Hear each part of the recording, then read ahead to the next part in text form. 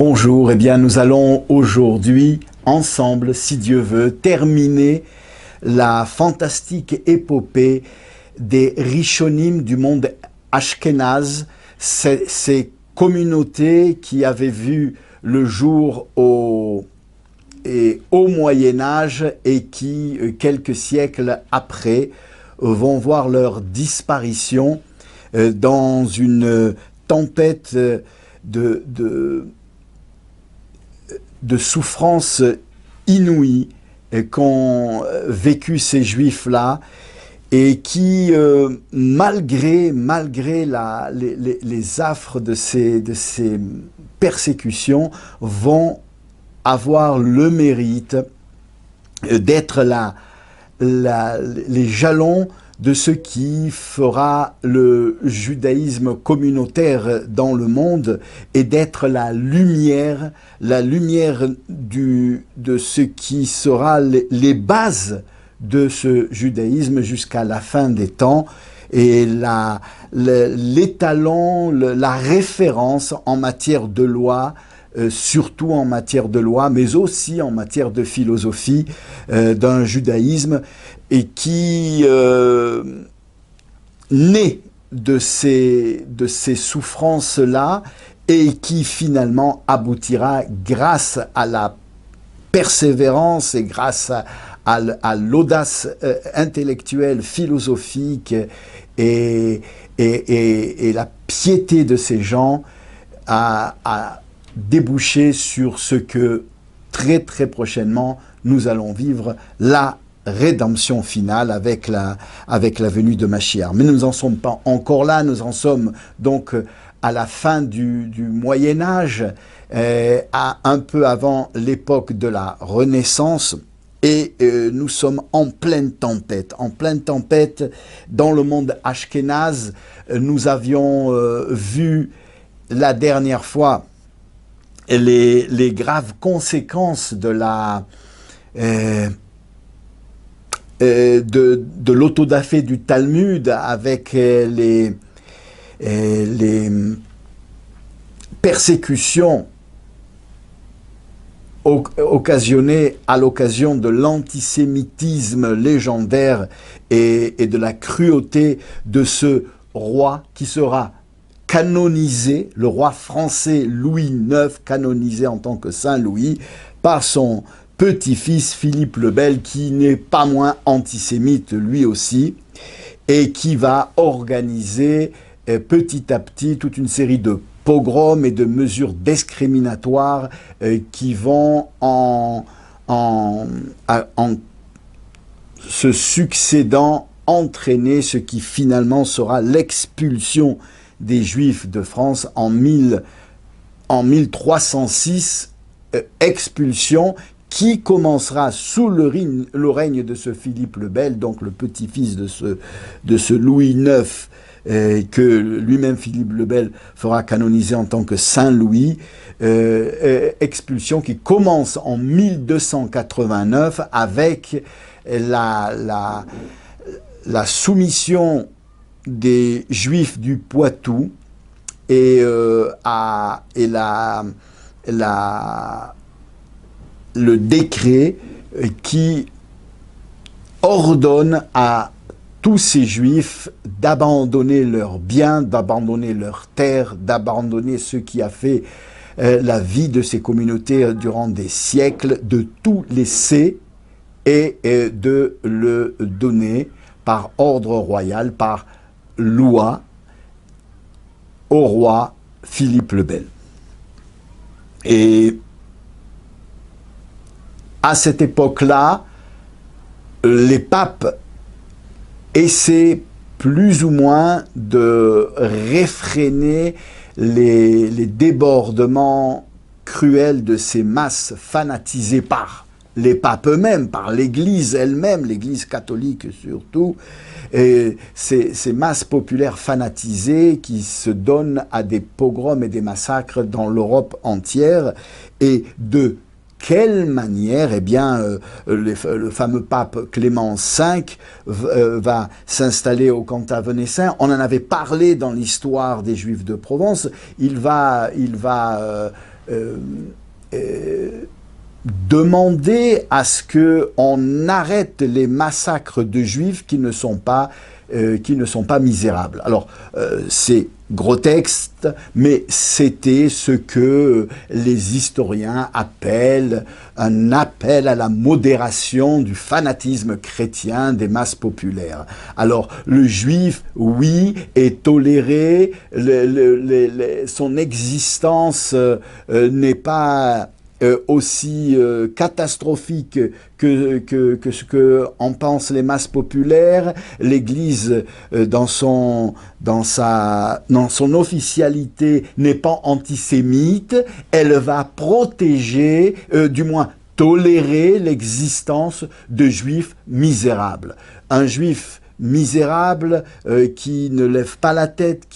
au contraire, qui est écrasé sous le poids de la pauvreté et de l'humiliation, eh bien, ne doit pas obligatoirement être massacré.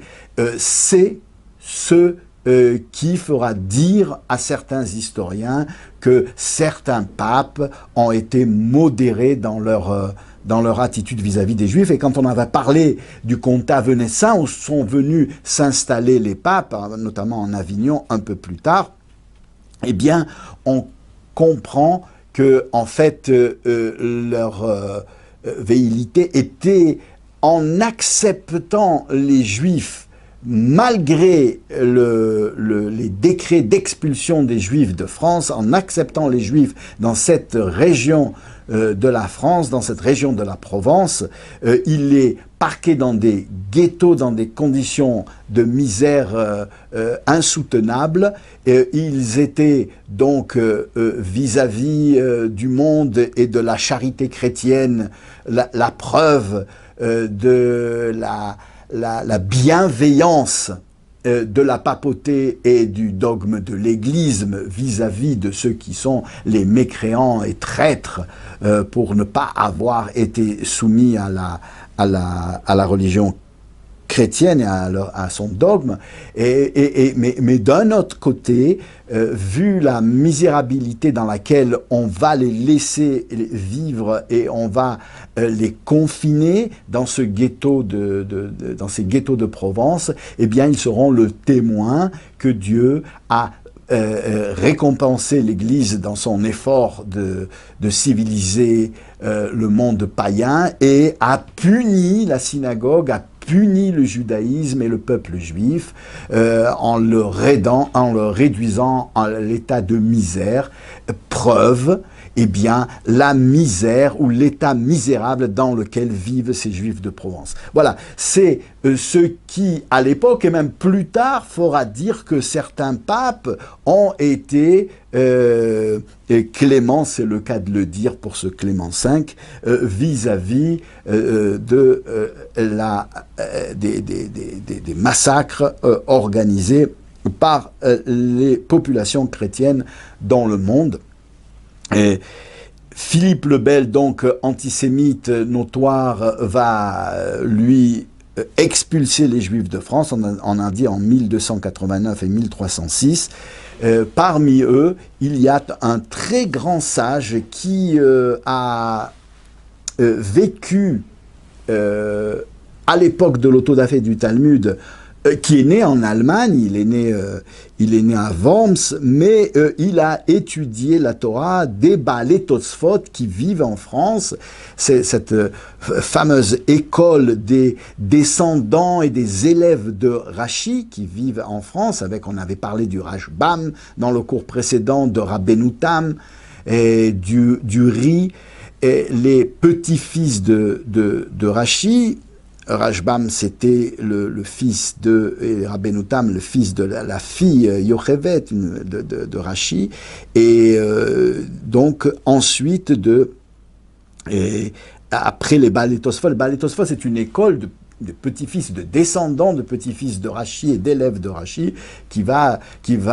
éclairer le monde durant 200 ans de manière extraordinaire, parce que à l'encontre du judaïsme séfarade, où on est plus dans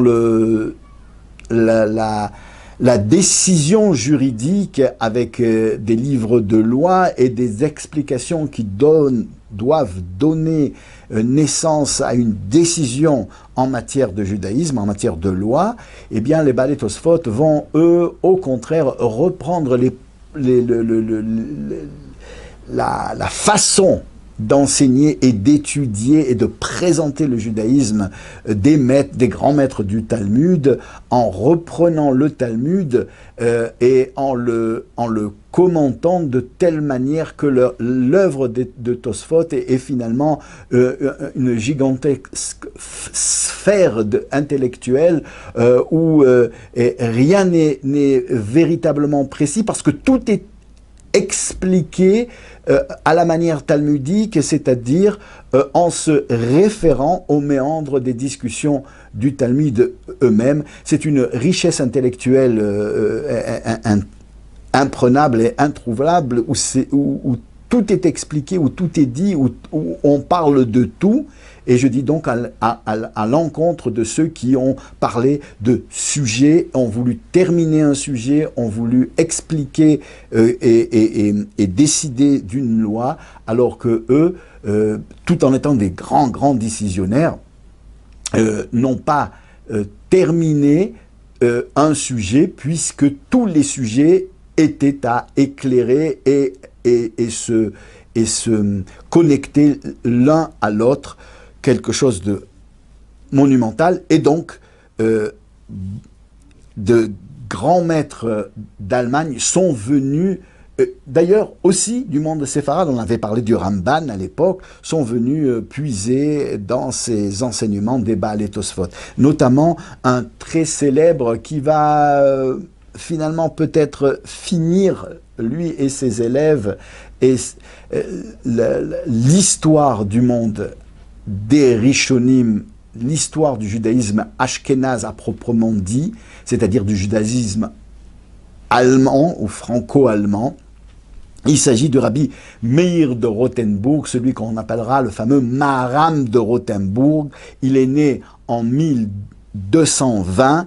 et il va vivre jusqu'en 1293, où il va mourir en martyr sous les tortures des géoles du roi Rodolphe d'Allemagne. Alors, qu'est-ce qui se passe? Ce rabbi est né à Worms, le Maharam de Rothenburg. Il a grandi là-bas dans ces villes allemandes, mais il a été attiré par la lumière des Baalei Tosfot. Il ira étudié en France jusqu'à l'autodafé du Talmud, où ayant compris que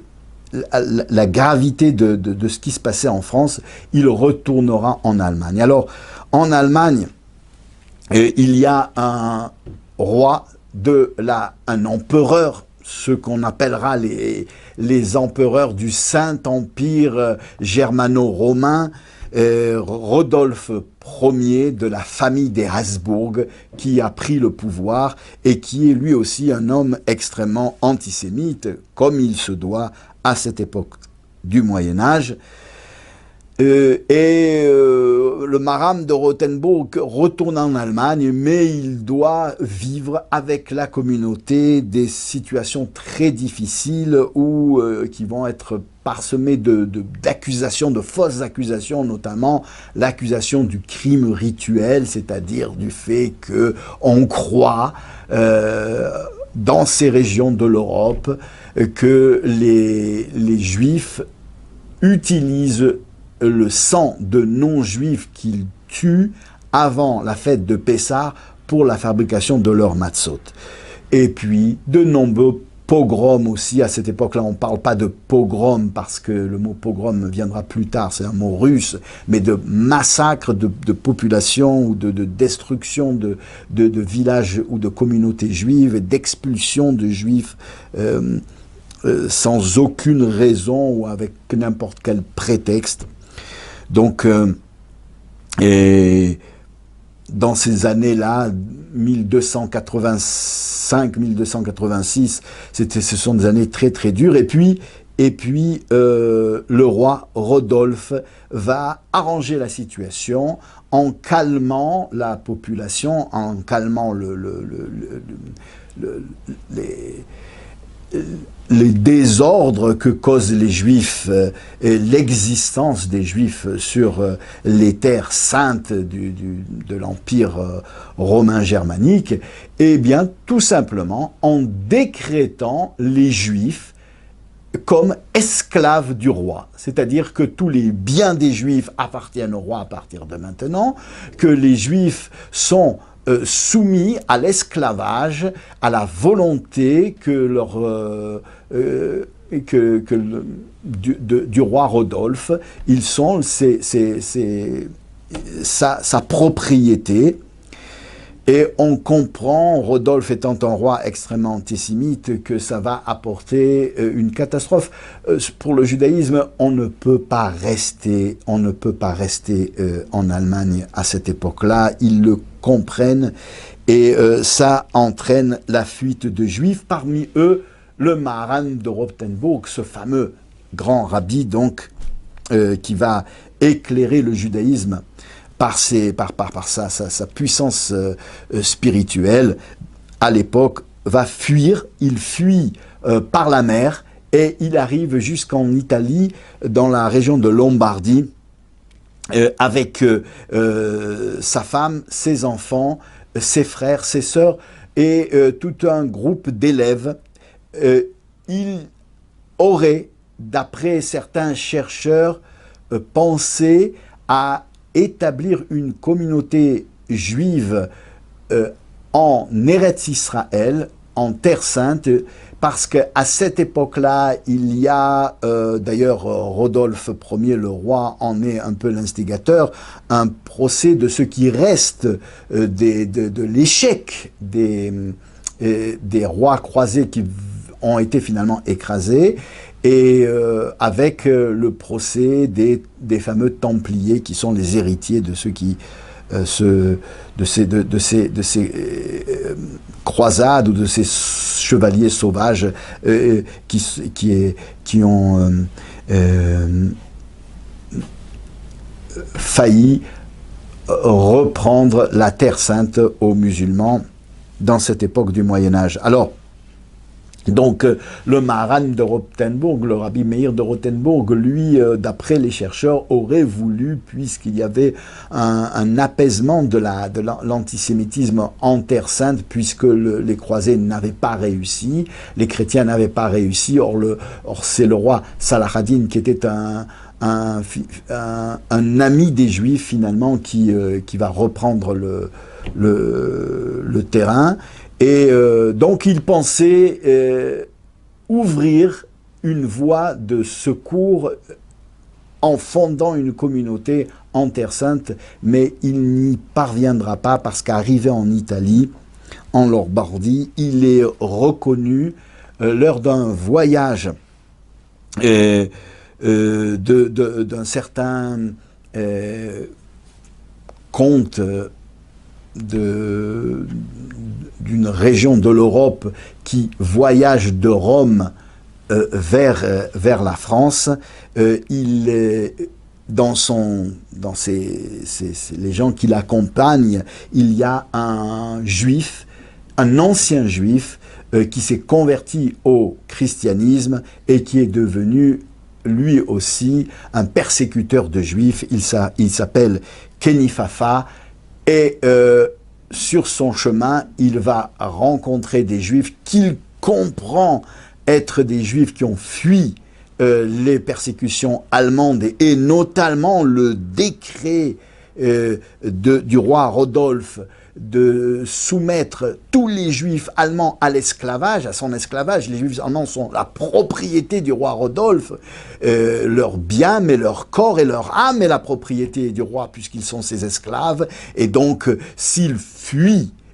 c'est un vol, ils volent le roi de sa propriété et parmi ces Juifs, il va reconnaître la lumière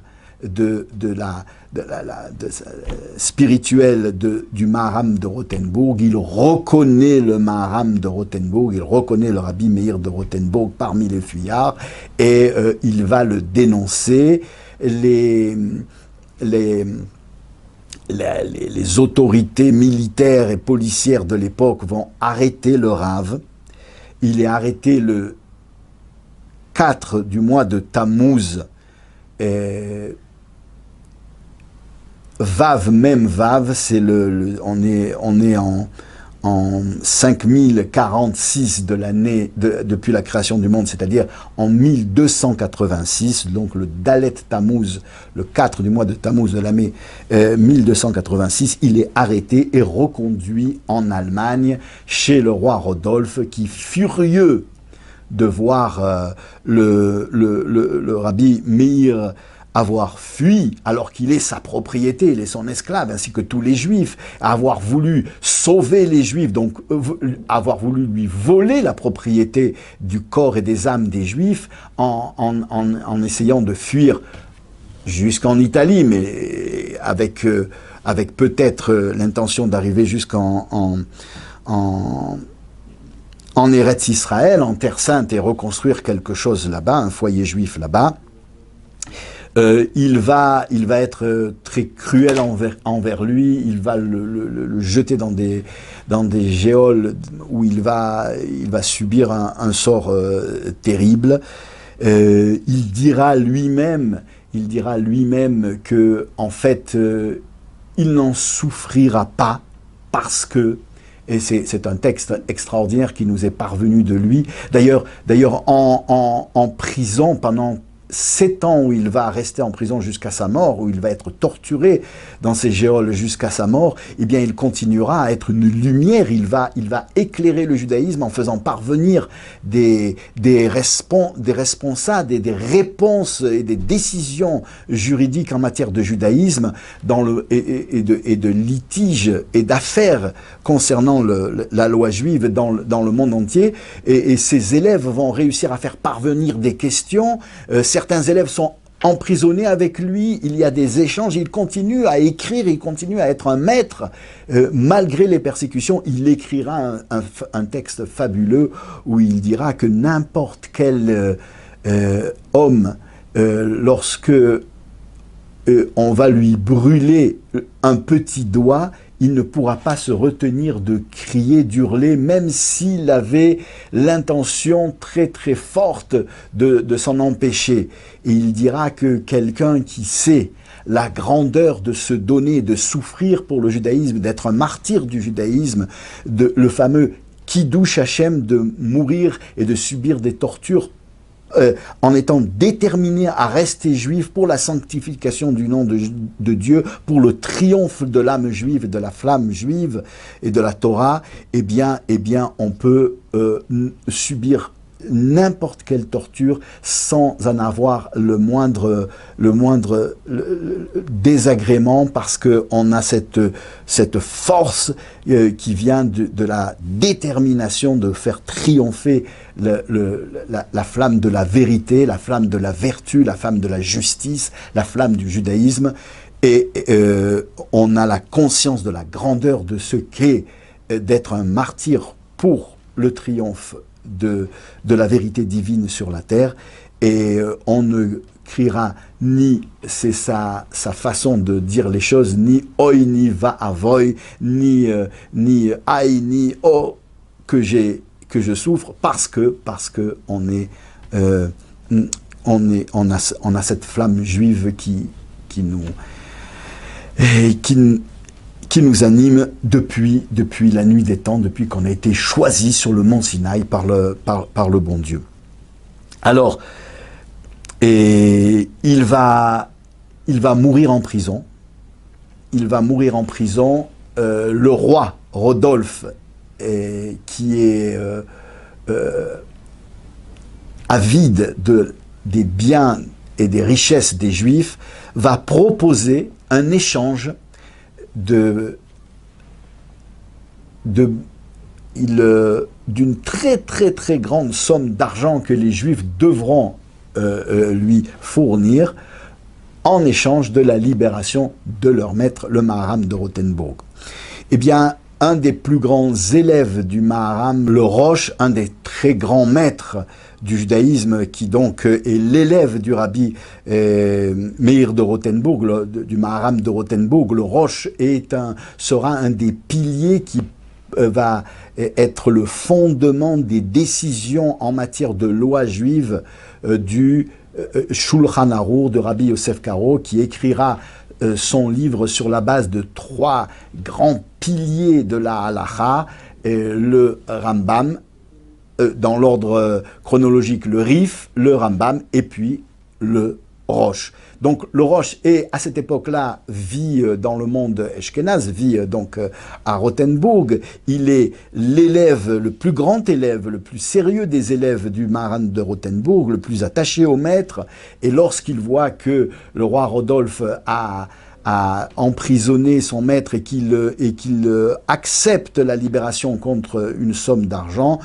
d'après certains historiens, il s'agirait de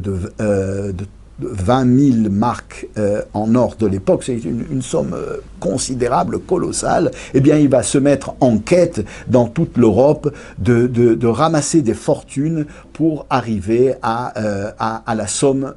que le roi Rodolphe a demandé. Il y parvient, et au moment de l'échange, eh bien, c'est le Maharam de Rothenburg, le Rav lui-même, donc le Rabbi Meir de Rothenburg, qui est torturé dans les geôles de Rodolphe, qui va refuser sa libération en prétextant que d'après la loi juive, on n'a pas le droit, il est interdit, si la mitzvah de sauver les prisonniers, de racheter des prisonniers est tellement prisée par les chachamim, par les sages et par la loi juive, eh bien, il est absolument interdit de donner une somme qui est bien plus élevée que la valeur de la personne à libérer, parce que si les non-juifs et les persécuteurs vont comprendre qu'il est tellement intéressant de prendre de force des Juifs, d'emprisonner des Juifs, de capturer des Juifs, eh bien, ils n'arrêteront pas. Ça sera un marché, une affaire, un métier à filou de capturer des Juifs pour offrir leur libération en échange de très très très grandes sommes d'argent. Et donc il sera intéressant pour les populations non juives de faire ce genre de s'adonner à ce genre de perversion, et donc il est interdit, et puisqu'il est interdit pour les autres, il est interdit pour lui aussi, il refuse sa libération, et finalement 7 ans après, il mourra en prison, mais comme nous avons dit, pendant toute cette durée de son incarcération dans les prisons de Rodolphe, il n'arrêtera pas d'écrire et de transmettre et d'enseigner de manière fabuleuse. C'est une lumière, il éclaire le monde, il éclaire le judaïsme et bien au-delà, parce que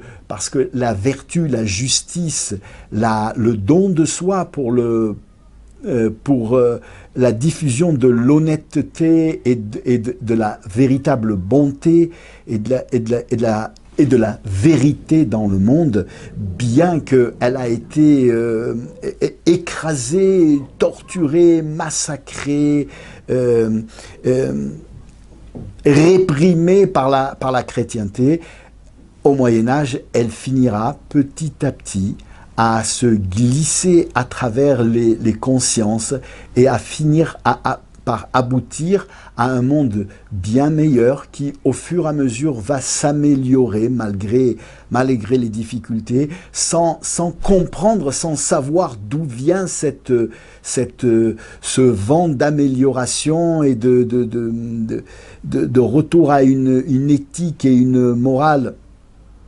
bien plus fondée sur des valeurs véritables et des vertus de l'humanité. Eh bien oui, le combat du judaïsme en secret a produit ce qui aujourd'hui est le monde moderne, bien sûr loin d'être la perfection, mais quand même loin aussi d'être la cruauté exprimée par ces foules barbaro-chrétiennes excitées par les différents pontifes de l'Église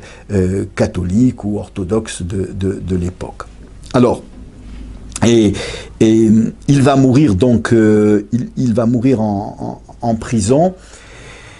Et le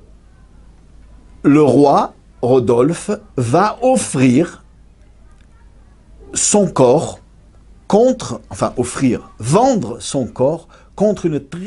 très grande somme d'argent aussi. Alors, là aussi, on va essayer de réunir, et puis finalement, il y a un juif, Alexandre Wittmann, qui est le fils d'un certain Rabbi Shlomo, qui va lui faire tout ce qu'il est dans son pouvoir et réussir à récolter la somme. Il finira par libérer le corps du Maran de Rothenburg, qui sera enterré en cimetière juif avec tous les honneurs qui est dû à son maître. Lui-même, le Rabbi Alexandre Wittmann va être enterré, il demandera à être enterré à côté de lui, on lui accordera cette chose-là. Et il a rêvé quelque temps après que le Maran de Rothenburg lui a apparu du Gan Eden, du paradis où il se trouvait, et l'a remercié de les efforts qu'il avait faits pour sauver son corps des mains de ces sauvages chrétiens et de l'avoir enterré en cimetière juif. Et il lui a annoncé qu'une très grande récompense l'attendrait dans le monde futur. Il lui a même annoncé que s'il désirait, il pourrait être à ses côtés et vivre les mêmes félicités que le Maharam de Rothenburg vivait dans le Gan Eden, les vivre avec lui, ensemble, à côté, côte à côte, dans le monde céleste, dans le Gan Eden, dans le paradis, dans le monde des âmes, en attendant la résurrection des morts, mais à condition qu'il accepte d'arrêter de vivre, c'est-à-dire il accepte de mourir incessamment et donc de venir le rejoindre.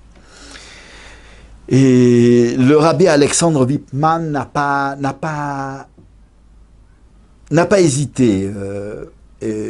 Il n'était pas un très grand érudit, c'était un juif très pieux, un juif qui étudiait la Torah, mais avoir à vivre la félicité qui était le sort du rabbi, du Maharan de Rothenburg dans le Gan Eden, c'était pour lui le summum de sa vie, le summum de ce qu'il pouvait rêver de toucher, d'appréhender dans une ascension spirituelle des plus sublimes. Il a demandé au Maharam de Rothenburg de lui reprendre la vie et que de suite il le rejoigne là où il était. Une semaine après, le Rav Alexandre Wittmann va décéder et il ira certainement rejoindre le Maharan de Rothenburg dans le Gan Eden, en tout cas quelques siècles après. Un très très grand rabbi de la Kabbale va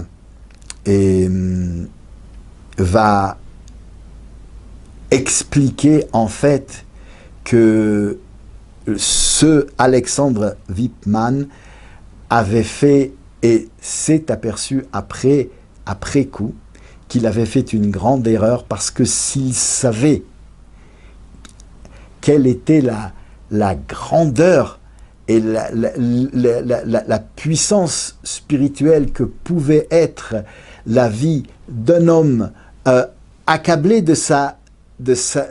condition humaine à cette époque-là, au Moyen-Âge, qui tous les jours, malgré tout, mettez les téphilines, ne serait-ce que cette mitzvah de porter les phylactères, les téphilines, tous les jours dans cette contriction qu'était la condition humaine dans un corps physique, une histoire vécue physique au Moyen-Âge, eh bien s'il savait qu'est-ce qu'était l'élévation de cette vie, eh bien, il n'aurait jamais désiré aller rejoindre les félicités du Gan Eden parce que la puissance et la grandeur spirituelle dégagée par la vie d'un juif dans ces conditions-là est immensément plus grande et plus sublime que les félicités du paradis du Gan Eden fussent-elles celles du mérite de la Torah du Maharan de Rothenburg. On va faire une petite pause ici et puis, si Dieu veut, on continue l'histoire donc la prochaine fois avec comment va finir donc ce monde Ashkenaz, de ces premiers, ce qu'on appelle les Rishonim du monde Ashkenaz. Donc restez avec nous très bientôt pour la suite, si Dieu veut. Donc à bientôt.